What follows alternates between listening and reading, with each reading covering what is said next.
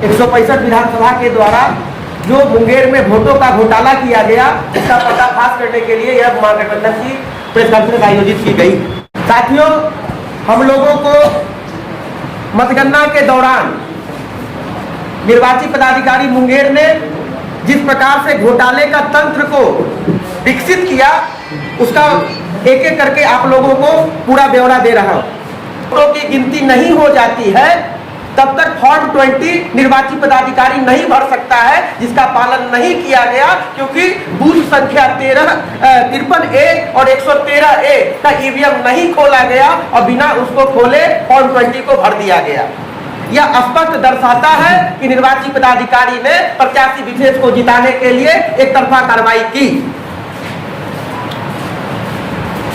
RO book, निर्वाचन आयोग जो एक अपनी सर्कुलर की किताब जारी किया है, जिसको आरओ बुक संक्षेप में कहते हैं, वह स्पष्ट करता है कि यदि पोस्टल बैलेट की संख्या से ही जीत और हार का निर्धारण हो रहा हो तो पोस्टल बैलेट को दोबारा पुनर्मतगणना की जाती है, जो कि निर्वाची पदाधिकारी ने नहीं किया। यह आपके भी संज्ञान में है, हमारे भी संज्ञान में है, जिसको स्पष्ट दर्शाता है कि उन्होंने घोटाला किया।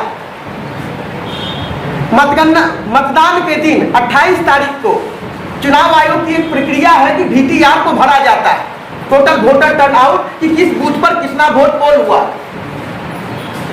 और ईवीएम में जब मत निकला है तो यह स्पष्ट दर्शा रहा है, जो कि इसकी एक प्रति भी मैं आप लोगों को प्रेस कॉन्फ्रेंस के बाद दे दूंगा।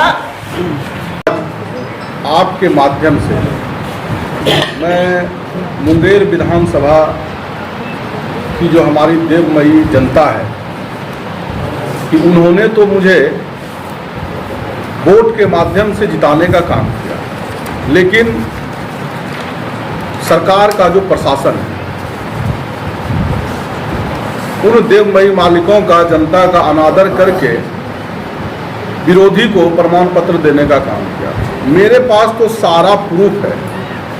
ये है इलेक्शन कमीशन पे जो फॉर्म 20 का जो डिटेल है ये है, और ये है काउंटिंग के बाद का, और ये है हमारा VTR जो कि मतदान के बाद इलेक्शन कमीशन के साइट पे दिया हुआ है।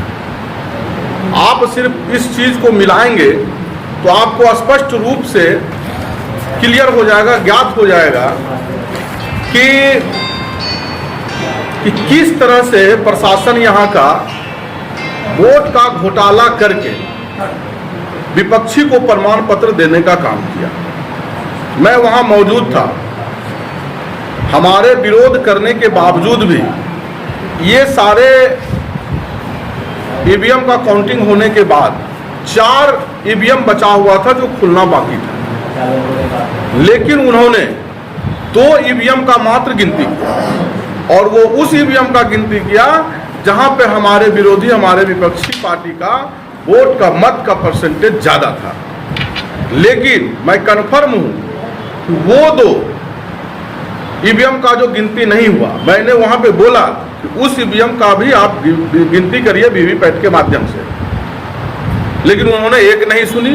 उनके तो मन में पहले से ही ये था कि सर्टिफिकेट जो है मुझे विरोधी को देना है, और जिसके पक्ष में वो काम कर रहा है।